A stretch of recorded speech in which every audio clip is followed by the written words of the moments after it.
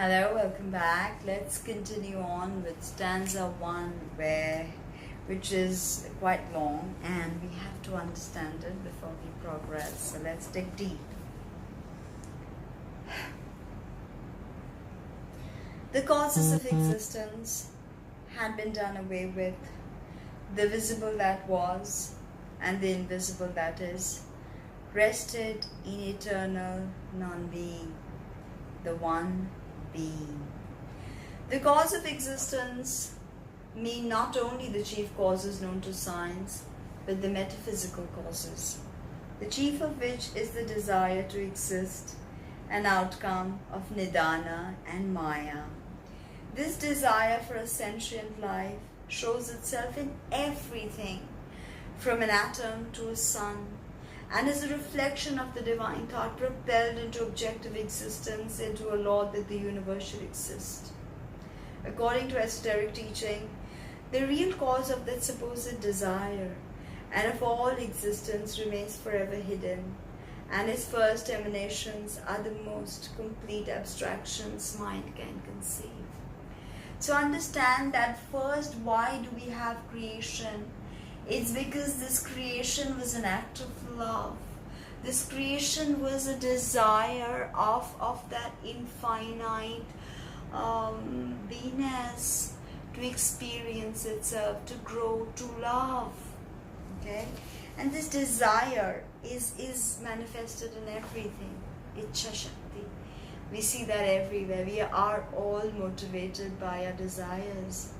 Although Buddha did say that desire is the root of all suffering, but still we are all motivated by desire. And the first fundamental vibration of Ishvara was desire. Desire of one to become two. That's from where we have the anthropomorphic tale of Eve being created from Adam's rib.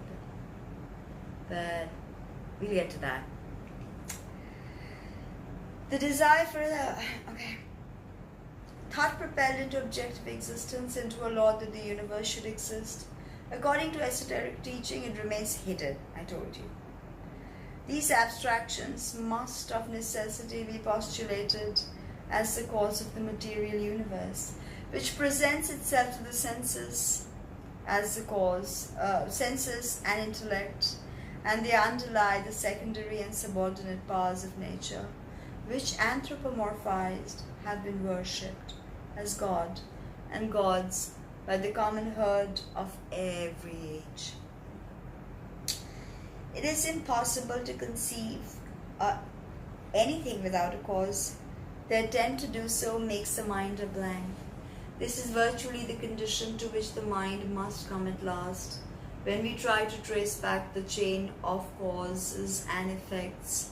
But both science and religion jump to this condition of blankness much more quickly than is necessary, for they ignore the metaphysical abstractions which are the only conceivable cause of physical concretions. These abstractions become more and more concrete as they approach our plane of existence, until finally they phenomenalize in the form of the material universe by a process of conversion of metaphysics into physics, analogous to that by which stream can be condensed into water and the water frozen into ice. The idea of eternal non-being, which is the one being, which will appear a paradox to anyone who does not remember that we limit our ideas of being to our present consciousness of existence, making it a specific instead of a generic term.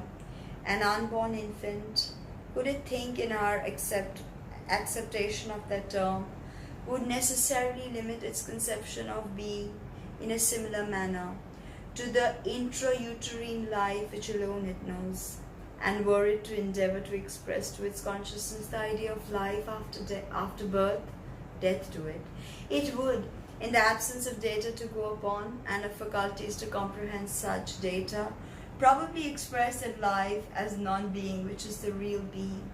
In our case, the one being is the noumena of all the noumena which we know, must underlie phenomena.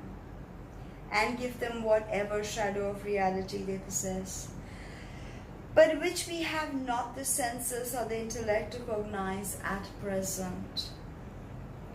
The impalpable atoms of gold scattered through the substance of a ton of auriferous quartz may be imperceptible to the naked eye of the miner, yet he knows that they are not only present there, but that they alone give his quartz any appreciable value.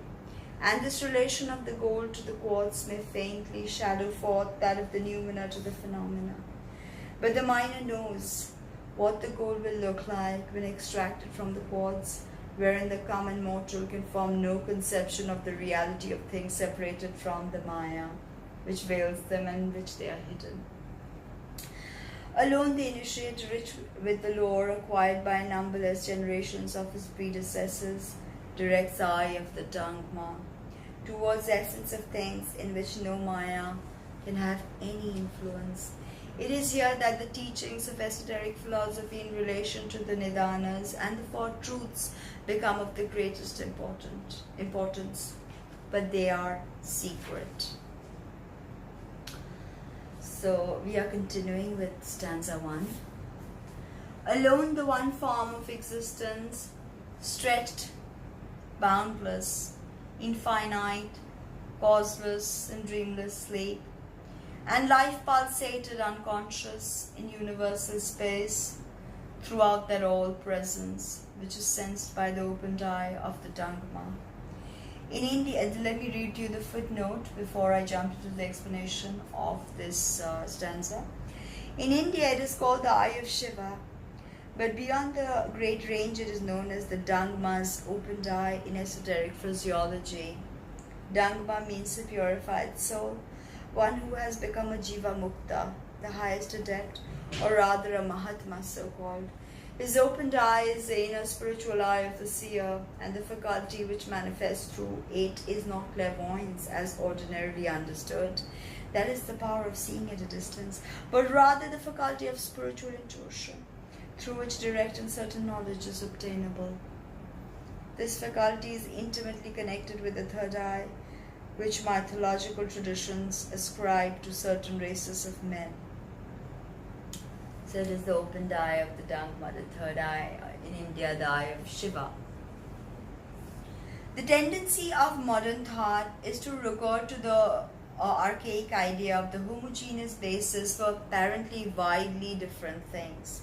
Heterogeneity developed from homogeneity.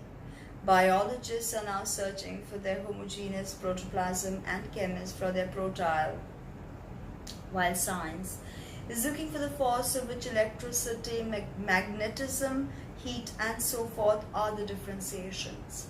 The secret doctrine carries this idea into the region of metaphysics and postulates a one form of existence as the basis and source of all things.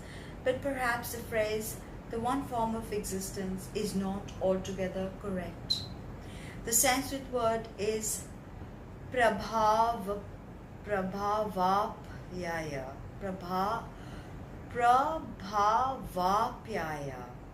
the place, or rather plane, whence is the originator and into which there is a resolution of all things, says the commentator. Commentator's Wilson.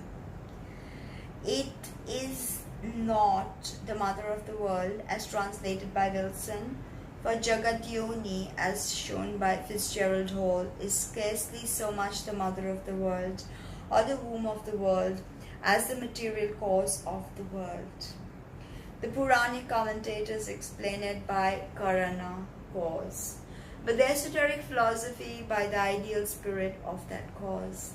It is in the secondary stage, the Swabhavat of the Buddhist philosopher, the eternal cause and effect, omnipresent yet abstract, the self-existent plastic essence and the root of all things, viewed in the same dual light as the Vedantin views as para Brahman and Mula Prakriti, the one under the two aspects. It seems indeed extraordinary to find great scholars speculating on the possibility of the Vedanta and of the Uttara Mimamsa, especially having been evoked by the teachings of the Buddhists, Whereas it is on the contrary, Buddhism of Gautama the Buddha that was evoked and entirely unreared on the tenets of the secret doctrine, of which a partial sketch is here attempted. And on which also the Upanishads are made to rest. The above, according to the teachings of Sri Shankaracharya, is undeniable. So here there's a footnote that says, and yet one claiming authority, namely Sir Monier Williams Bowden, professor of Sanskrit at Oxford, has just denied this fact. This is what he taught his audience on July.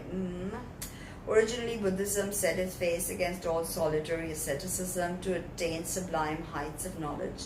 It has no occult, no esoteric system of doctrine withheld from ordinary men. And again, when Gautama Buddha began his career, the latter and lower form of yoga seems to have been little known.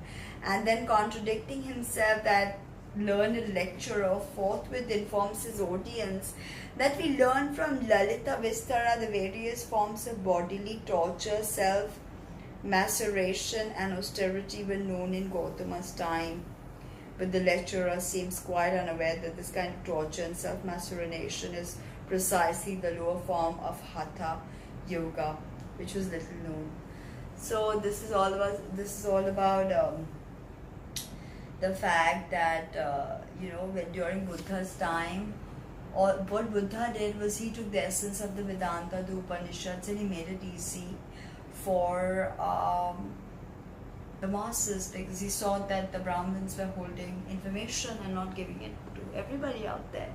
And yet people have really misinterpreted Buddhism. Time and again it has been said, just like she mentioned, that it had no esoteric system, it is not sublime or anything, it has no occult understanding, and that there was already all this kind of asceticism that was going on, that he was inspired by.